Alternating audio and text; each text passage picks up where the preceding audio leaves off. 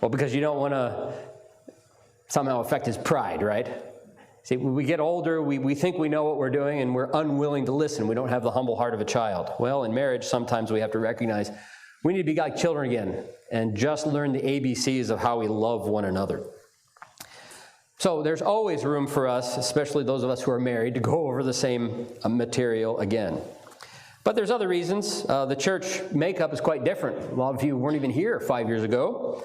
And so even though the church as a whole has gone through this material before in one way, many of you haven't heard it yet. So there's lots of reasons in the culture, in our church, in our local church, in our lives for us to look at the subject of marriage once again. Now, I've given you a handout. That's kind of a rough outline of how we're going to look at everything. I'm also trying to write out the content of this in written form so that it can be preserved in some kind of handbook. I don't know if I'll be able to keep that up. So far, so good. So don't be deceived by this. I'm not this orderly in my mind. Thoughts just kind of jumble around. I could just read you what I'm writing, but then I'm not really engaging you in the same way.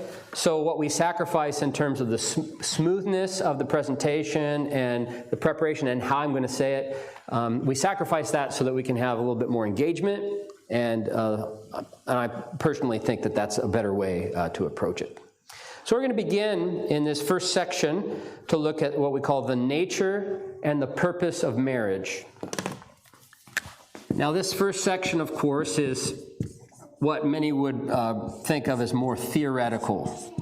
We're not diving right into the nitty-gritty of interpersonal problems and difficulties and struggles and the how-to. We're taking a step back and we're looking simply at what is